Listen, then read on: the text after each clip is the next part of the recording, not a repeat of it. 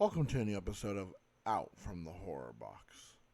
I'm your host, Dom, and today we're going to do something a little bit different than the normal reviews. Instead of just doing one review, we're going to take a look at a whole franchise. I think this franchise is probably going to keep going, but as of now, there's only 4 films. So, and I'm thinking it took a little while for the 4th one to come out. And I'm thinking maybe with its a little success, probably will be getting another sequel here probably pretty soon. Probably maybe within a year or maybe 2 or 3. But let's get into the first film in the series. So the first film that we're going to be talking about tonight on this episode of Out from the Horror Box is the 2012 American anthology horror film created by Brad Miska, VHS. Okay, here's the deal. We gotta break into this house, and all we have to do is steal this one VHS tape. Found it! You got it? Yeah. Which one is it? I don't know, man. Let's just Look at these tapes, okay? What's so special about this tape anyway?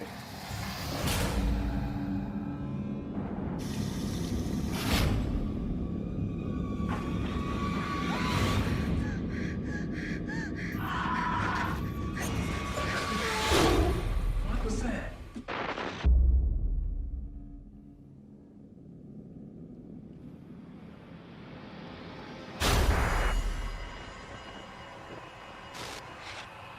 My apartment's haunted. It's not haunted.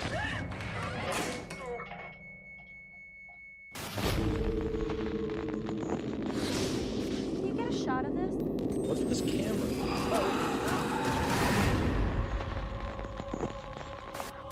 Please let me in! Help me! Please get me out of here! Please!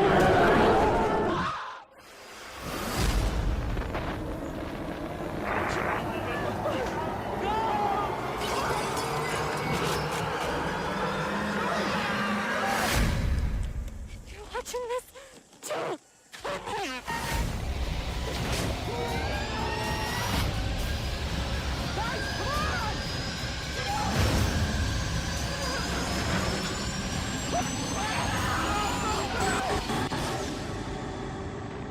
You're all gonna die up here.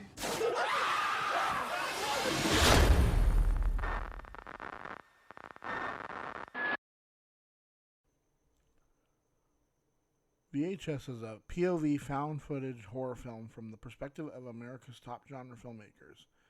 A group of misfits are hired by an unknown third party to burglarize a desolate house in the countryside and acquire a rare tape. Upon searching the house, the guys are confronted with a dead body, a hub of old televisions, and an endless supply of cryptic footage, each video stranger than the last. So in this first film for VHS, there are 5 stories and 1 wraparound story that ties everything together. That's what the guys who are like burglarizing the house and trying to find the tape, and that's the wraparound story, and that is called Tape 56.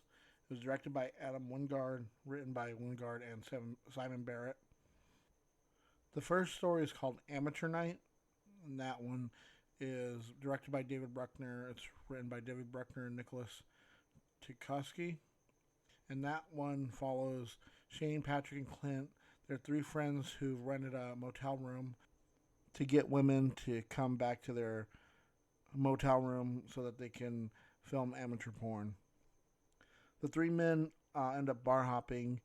Clint encounters Lily, a mysterious young woman who appears unusually shy and says little other than, "I like you."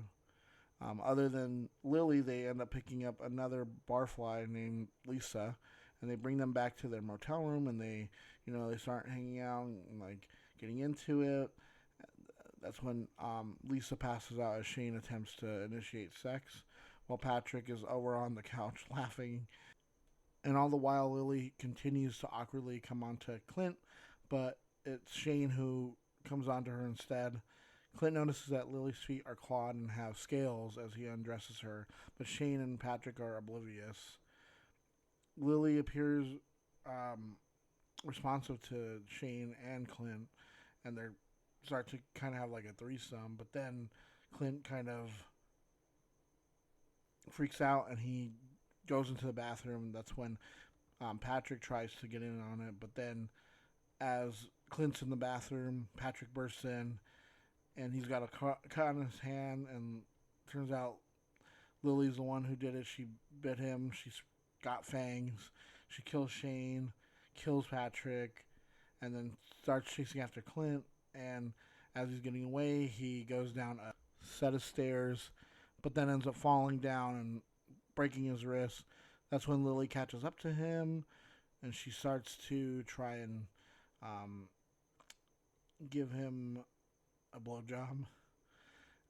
He starts crying out in pain, and that's when Lily crawls away, but then she becomes even more horrific, and it turns out she's a succubus. He leaves, tries getting help from people, but then she comes out of nowhere, swoops him out from the air, and carries him away. And the last thing we see is his glasses falling and hitting the ground before the video cuts out. That story is pretty good. I thought it was I thought it was done really well. And crazy thing, that segment got spun off into its own film. The second story is called Second Honeymoon. It's directed by Ty West, and it's also written by Ty West. So this is about Sam and Stephanie. They're a newly married couple traveling to Arizona for their honeymoon. You know, they do all like the Wild West attractions that are there, and they like see like a fortune teller, like a mechanical fortune teller. They get a motel, and they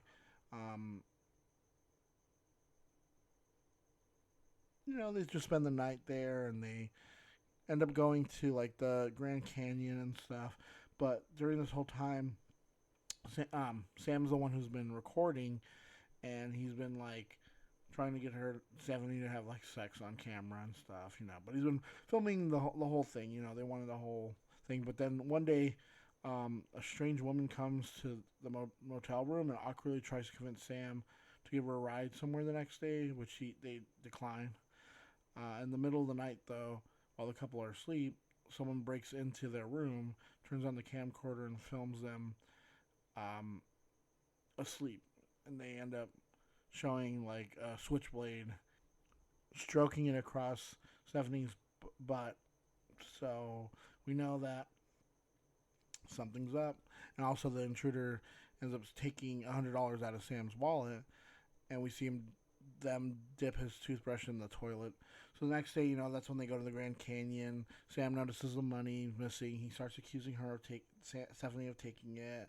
They kind of, they're just a little like on edge about this and whatever. So they go back to their room. It's at night. They go back to sleep. But then the stranger comes into the room again. But this time, they take the switchblade and they stab Sam in the neck, and he begins to choke to death on his own blood. The camera then shows the killer. It's the woman from earlier, and she's wearing a porcelain mask, and she's cleaning the blade while her and Stephanie make out passionately, revealing that the woman was Stephanie's lover. The recording cuts to Stephanie and her lover driving away, with Stephanie asking her lover if she's erased the footage, and it cuts out. The third story is called Tuesday the 17th, and it's directed by Glenn McQuaid and also written by him. So it's a group of 20-somethings, Joey, Spider, and Samantha. They're accompanied by their friend Wendy, who, on her annual trip to a lake located in a nearby forest, she invites them along. Joey's filming everything, and Wendy leads them into the woods and occasionally mentioning like things that happened there, and that these accidents happened that took her friends' lives. When suddenly the camera scans certain areas and glitches, and we see like images of mutilated bodies that kind of just flash, and they discover a mutilated corpse of a pig nearby, and then Wendy mentions that everyone's gonna die, and then they all kind of shrug it off, and they go to like a little like lake or like watering hole or something. They start relaxing there, smoking weed. That's when Spider and Samantha leave the group for a bathroom break. Suddenly, Samantha is killed when a knife is launched into her face. Spider, he tries to run, but is stabbed in the head repeatedly by by the culprit. It's a strange figure with a featureless red head obscured in tracking errors known as the glitch. Back at the lake, Joey wonders where everyone is, and that's when Wendy starts like awkwardly asking if he wants to have sex. Joey guesses that Wendy was serious about the story that she had been telling them about her friends getting murdered, and that's when Wendy drops the facade and reveals that she had been to the lake before, where the murderer slaughtered all of her friends, leaving her as the only survivor. She notes that the police didn't believe her when she said that the killer could be in 2 places at once. Wendy then tells Joey that she lured all 3 of them to the woods to use them as bait so she can find and kill the glitch. And that's when the glitch comes out of nowhere and kills Joey, slits his throat. Wendy tries to run away, luring the glitch into a pit trap and then into a bear trap and traps him momentarily. She tries filming the glitch up close, but it continues to be obscured by the tracking errors, and he like cuts her with his knife or whatever he's got. Wendy continues to run through the woods, warning anyone who finds the tape never to come here. She finds Joey in his death throes and watches as he dies. The glitch approaches Wendy before a bed of spikes impales it. Wendy gloats at the glitch and walks away, but when she turns around, it's gone and reappears in a tree, jumping out and killing her. The 4th story is called The Sick Thing That Happened to Emily When She Was Younger. This one was directed by Joe Swanberg and written by Simon Barrett. It's told entirely through a series of computer video chats as Emily tells her boyfriend James, an inspiring doctor, about a strange bump on her arm and how it reminds her of an accident she had when she was younger.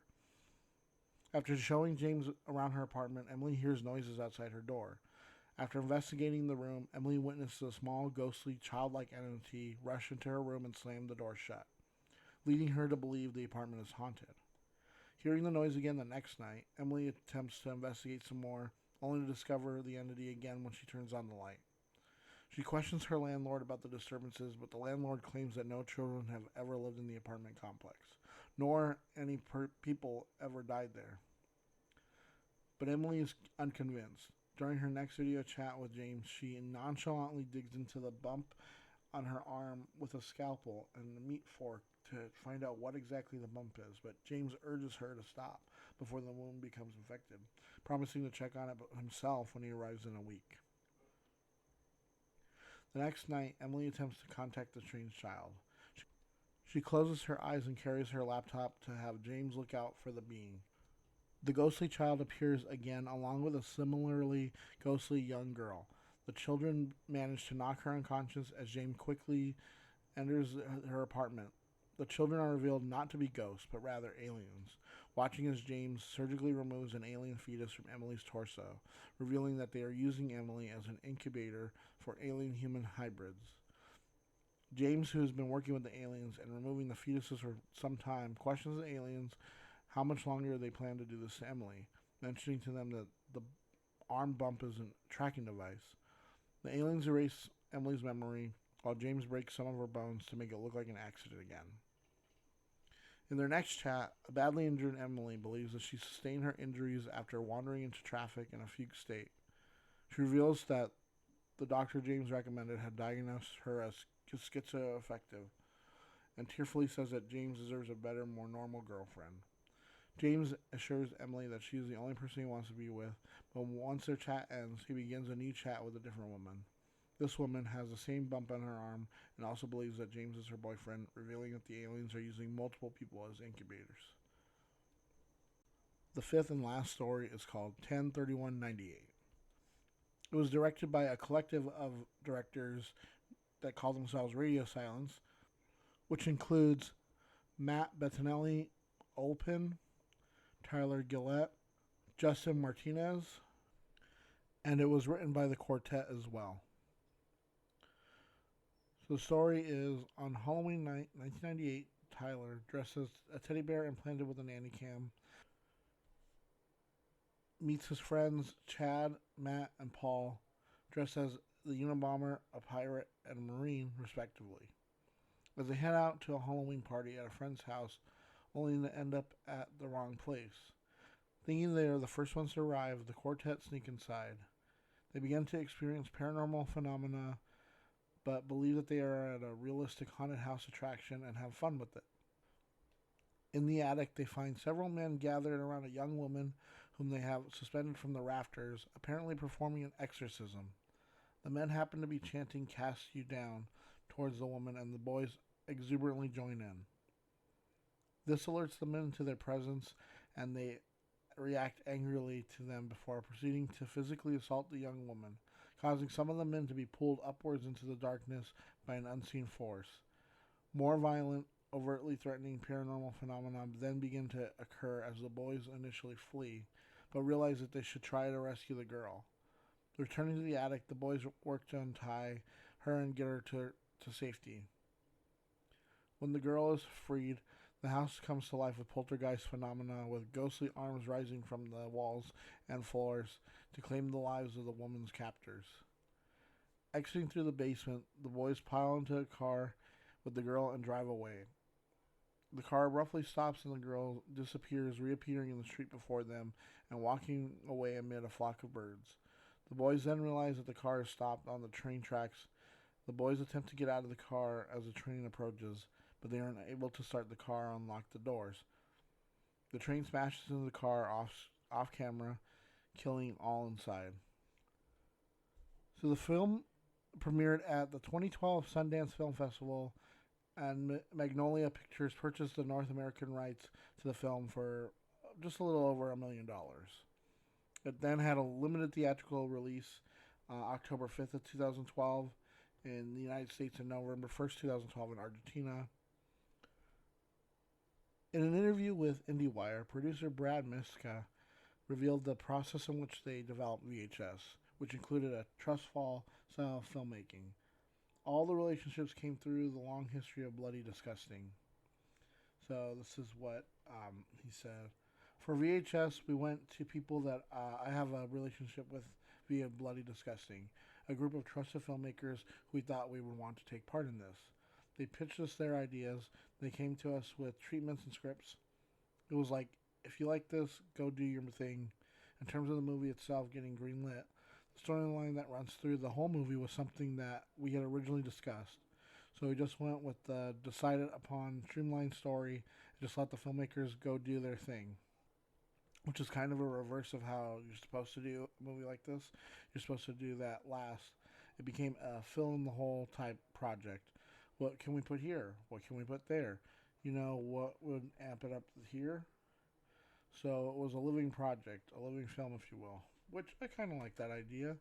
It gives the directors, I feel like, the directors and the writers, the freedom to kind of move about and do things that they'd want, without having to be like, oh, you have to do this, you have to do that.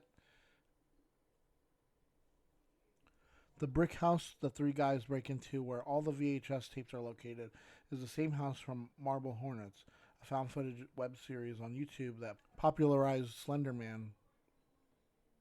The word fuck is said about 240 times in this movie. I didn't know that. That's crazy. Tuesday the 17th would take place right after Friday the 13th.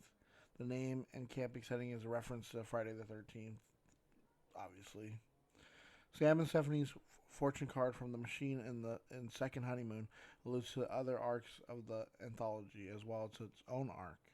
So as of recording, the film currently holds a 57% approval rating on Rotten Tomatoes and has a Metacritic score of 55 out of 100. This one, I will say, isn't my favorite one. It does still, though, hold a special spot in my heart because it was the first one that I mean, obviously, it's the first one. And so usually, normally, like with any other series, like the first one is normally what makes the series. People usually look back to that, but honestly, I do think there is another one that is better than this one, but I'll wait till we get to those ones. But yeah, no, I mean, I think this one is solid. I love that there's 5 stories to choose from. The wraparound story itself isn't that great. That's why I didn't really get into it too much. It's, I mean, just guys assaulting a woman and then like him, like trying to like record himself having sex with a girl and then breaking into the house and stuff. It's not really too interesting. I mean, there is like the zombie guy or whatever, but it's whatever.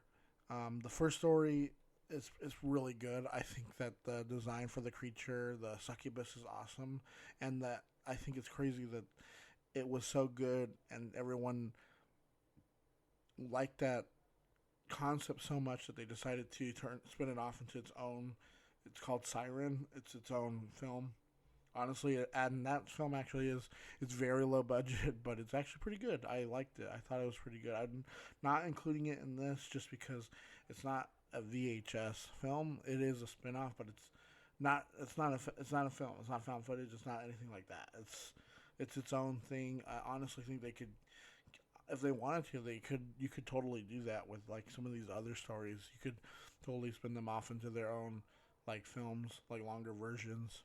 But I think also most of these stories are pretty good. I think the ones I like the most are the first one, the one with the aliens, because it makes you think one thing like, oh, they're ghosts, and it's just another ghost story. But then it like throws a twist at you like that they're aliens. I thought that was pretty good the first time I saw it.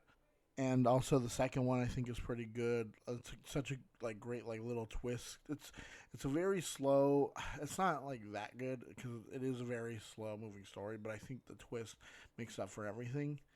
And then the Tuesday the 17th or whatever, I think that one is actually pretty good too. I like this idea of like, oh, it's this killer that the kids are always saying like is trying to kill, and like no one can see him, but they're still out there and like murdering everybody. The one I think the one that is like probably the weakest one is the last one, just because it just is kind of there, and even the visual effects of like the arms coming out of the walls at that time were already like, oh, I've seen that done better in this other movie or whatever. It was already like an older effect, but I mean it's still part of the first one, so you can't really. I mean, you can judge it harshly. You can judge each one based on their own merits, because they are each like their own like smaller mini film. I'll get into where I kind of rank these films amongst themselves at the end. Just know that I think like I said, there is a one that I think is better than the other ones. This one though I think is still pretty solid. Like if you were to go in like and explain to somebody like, hey, like the series, like just that as like, should I start like, I'm not saying you should start out of order or anything, but you can pretty much watch these movies without having to watch like the first one. But honestly, I would recommend the first one. If I was recommending them, I'd be like, oh yeah, totally. The first one's got pretty solid stories. You'll be scared like most of the time. Like it's got great suspense. It's got great build up, great horror. You know, the effects are pretty good. The way it's shot is pretty good. So yeah, honestly, check this one out. I highly recommend it. So let's move on to VHS 2. So what's the deal now? Just this woman thinks her son is missing. Doesn't look like anyone's home. What the fuck? Here, look at this. These tapes only affect you if you play it in a correct sequence.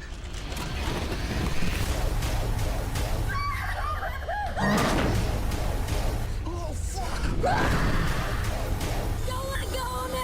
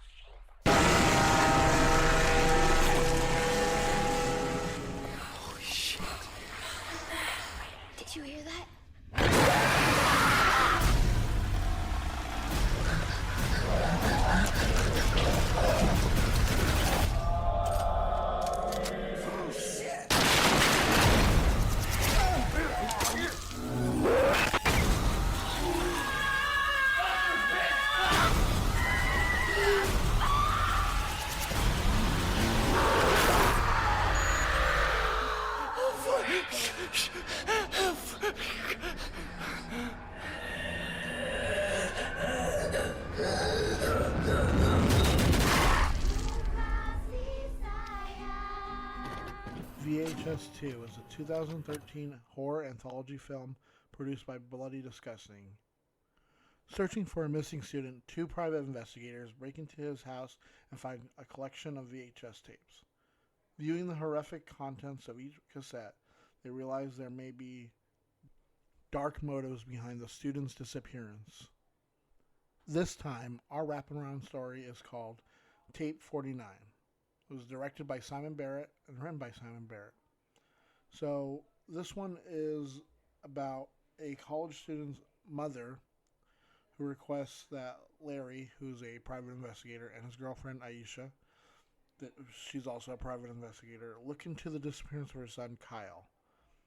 After breaking into Kyle's residence, they discover a bunch of television sets displaying white noise and a huge stack of VHS tapes and a laptop that's currently recording at the same time. On the laptop recording, Kyle discusses the VHS tapes and saying where he got the most recent one. Larry tells Aisha to watch the tapes while he inspects the house. She picks up a tape and inserts it, and we start from there. And every time we cut back, we start seeing as this has progressed to cause her to go into a trance and also causes some nose bleeding. And then it progresses from there. And I'll get to what happens at the end. And in the end of going over the rest of the stories. Adam Wingard and written by Simon Barrett. So it starts with Herman Middleton. He's sitting in a doctor's office, and the doctor examines his camera. The camera is fit into an ocular implant that has replaced Herman's eye due to being damaged in a car accident. The doctor informs Herman that the camera will record and monitor everything he does for research purposes, and there is no way to turn it off during this time. Herman is also told that he may experience some glitches as the implant is still at an experimental stage. So he leaves, but as he's leaving, he meets a redhead young girl, and he gets home. He passes time by playing video games, and he ends up getting up for tea. He returns to the kitchen and finds his game controller far where it used to be. And then it's followed by the tea kettle crashing to the ground suddenly. Later, Herman sees what appears to be a figure lying beneath the sheets of his bed, but when he pulls the sheets back, the bed's empty. He finds himself face to face with a bleeding man who appears to be dead, causing him to flee to the bathroom. After phoning his doctor to complain about what happened, Herman emerges from the bathroom and encounters the man again, this time with a young girl who also appears to be dead. Returning to the bathroom, Herman is disturbed by a repeated banging on the door and ends up sleeping in the bathtub overnight. The next morning, he emerges from the bathroom and everything seems to be normal, albeit his room is a little bit more disarrayed than the night before. And later in the day, the redhead girl from the hospital appears at the door and requests to be let in. She too is experiencing a similar situation. She says her name is Clarissa, and she explains that she was born deaf and had a cochlear implant installed in her ear, giving her the ability to hear new frequencies, including ghosts of dead people. Herman suggests removing the implant to make the ghosts go away, but Clarissa says that doing so will only keep Herman from seeing the ghosts, as Clarissa claims that the ghosts will get stronger and more dangerous the longer one pays attention to them. An overweight, underwear-clad man appears behind her. Herman alerts her to the presence, but Clarissa says she already knows he is there and that he is her uncle, who according to her wasn't a nice person. Clarissa then initiates sex with Herman to divert his attention away from the ghosts. So later, Herman wakes up and sees Clarissa on the couch, asleep. He finds the young girl in his bed and flees before witnessing Clarissa getting dragged into the pool by an unseen entity. And despite his best efforts, Clarissa drowns. Running back through the house in an attempt to escape the ghost, Herman once again locks himself in the bathroom and uses a straight razor to cut out the implant. The ghosts of Clarissa and her uncle appear in the bathroom as Herman tries to escape it, but he unwittingly runs directly into the ghosts of the man and young girl, with the former throttling him. The man grabs the implant and shoves it deep into Herman's throat, presumably killing him. The second story is called A Ride in the Park. It's directed by Eduardo Sanchez and Greg Hale and written by Jamie Nash. After answering a call from his girlfriend Amy, cyclist Michael Sullivan affixes a camera to his helmet and goes on a bike ride through the woods of a state park. Suddenly, Mike runs into a hysterical, injured, blood-covered woman begging him to help her boyfriend before she begins vomiting blood. Mike then sees several zombies approaching them before the woman suddenly turns into a zombie herself and bites Mike on the throat. After he manages to kill the woman, Mike staggers through the woods, heavily bleeding, before he too vomits blood, collapses, and apparently dies. A pair of cyclists, a man and a woman, come across him and attempt to call for help, but Mike reanimates, attacks, and kills the man before proceeding to watch the woman run into the woods. He begins devouring the man as the woman returns, having become a zombie as well. She joins Mike in devouring the man before he too reanimates. Hearing a noise in the distance, the three zombies head off towards it. The source of the noise happens to be a young girl's birthday party. The zombified trio invade the party, killing several people, some of whom reanimate to attack others. While trying to attack a man and his three daughters in their car, Mike notices his bloodied reflection in their car window, which seems to subdue his aggressive behavior. When he accidentally pocket dials Amy, he is shocked back to a semi-conscious state upon hearing her voice. Regaining some of his humanity, Mike kills himself with a discarded shotgun. The third story is called Safe Haven, directed by Timo Janjanto and Gareth Evans. Story by Timo Janjanto, and it's a screenplay by Janjanto and Evans. In Indonesia, a film crew composed of 4 members: Malik the interviewer, Lena the producer, Malik's fiance, Malik's best friend Adam, and Joni the cameraman, infiltrate a cult known as Paradise Gates in the hope of shooting a documentary about their mysterious activities with numerous cameras, both displayed and hidden. The crew are invited inside the cult's compound by a woman known as Madam. Inside, they find the walls adorned in bizarre symbols, school children in classrooms, and women dressed in white garments. The crew meets with and interviews the leader of the cult, a man referred to as Father. During the interview, Lena becomes ill and steps out. While searching for a spare camera battery, Malik overhears a private conversation between Lena and Adam, where Lena reveals that she is pregnant with Adam's child. In the basement, Adam finds a woman with her womb carved out, strapped to a chair. The woman awakens and begins screaming and convulsing, causing him to run away. While Father is being interviewed, a bell chimes and he suddenly announces the time of reckoning over the intercom. The cultists begin a mass suicide via poison and gunshots, while Joni has his throat cut by Father after repeatedly interrupting the announcement. Lena is abducted by several women in a surgical apparel, and Malik is shot dead by one of the cult members. As Adam attempts to rescue Lena, an explosion knocks him back. After watching a person crawl across the ceiling, he stands and attempts to advance into the fiery room, only to be intercepted by Father, covered in blood with the cult symbols written on it, who then proceeds to explode into a cloud of blood and organs. Adam finds Lena, who has the cult symbols carved into her skin, placed on an altar. He kills Madam, but is unable to save Lena, watching as the horned demon the cult worships, which resembles the Baphomet, tears its way out of her body. As Adam attempts to flee, he is attacked by the previously deceased cultists and school children, including Joni and Malik, who have all turned into zombie-like ghouls. As he finally manages to get outside and get into the car, he drives off, only to be rammed by the demon and seriously injured. As he crawls out of the car's wreckage, the demon looks down on Adam before calling him Papa. The revelation that the demon is, in fact, his child drives Adam insane. He laughs hysterically before the camera malfunctions. The fourth and last story is called Slumber Party Alien Abduction, directed by Jason Eisner, written by John Davis and Jason Eisner. Brothers Gary and Randy attach a camera to their Yorkshire Terrier tank to create videos at their lakeside house. The parents leave on a romantic getaway, giving them a list of chores in the process. After the parents leave, Gary and Randy invite their friends, Sean and Danny, to the house so the group can harass the brothers' older sister, Jen, her boyfriend, Zach, and her friends. While the group is swimming at a nearby lake, ambushing Jen and her friends with squirt guns filled with urine, they fail to notice a gray alien hiding beneath the water. Later that night, the group startles Jen and Zach during sex by blaring loud music and flashing lights. A deafening noise is heard, but the group does not notice. In retaliation, Jen and Zach attach another camera to Tank as they catch one of the boys masturbating to a pornographic film. Afterwards, the deafening noise is heard again as the power goes out. Seeing a figure outside the door, Zach goes to grab Gary and Randy's father's gun.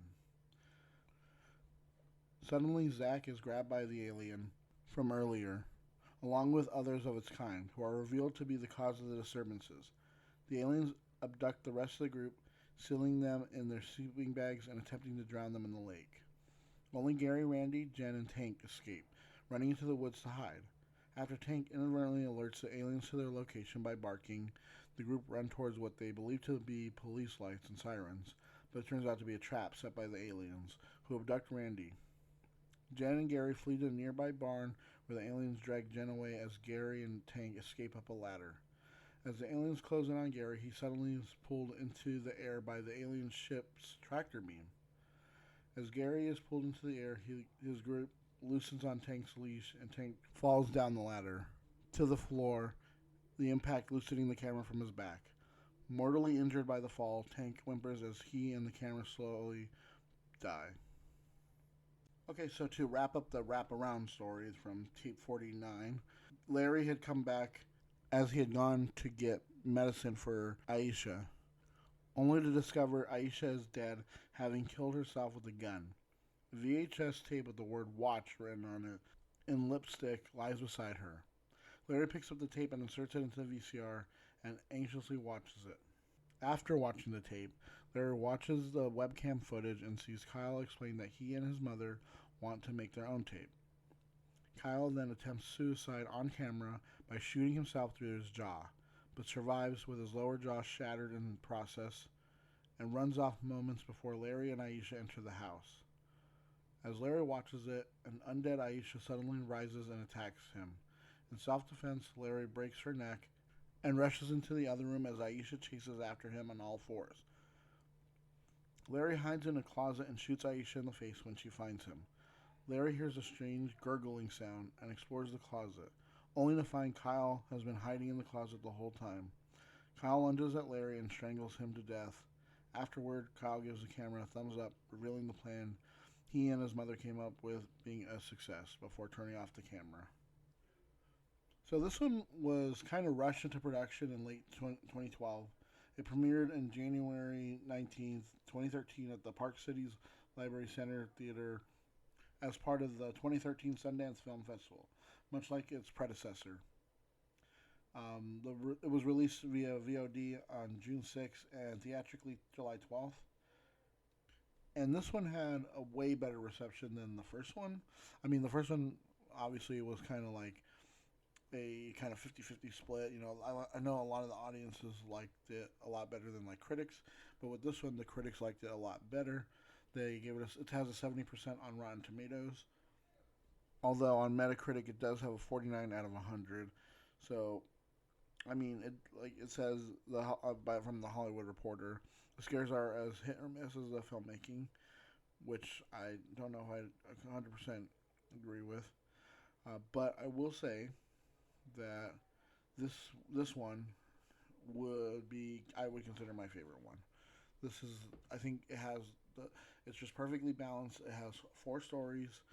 I think it maybe could have been a little better with one more, but I think the wraparound story is fine because it's just there to kind of set up things. It's not meant to be like this big old thing, and it's better than the first ones where they're just like these like hooligans or whatever who are just like there to cause mischief and mayhem. And I think the stories are better. I like this. It's paced better, and I love the one that stands out the most is obviously Safe Haven, which is directed by Timo Gianjanto and Gareth Evans, and that's done like perfectly well. It's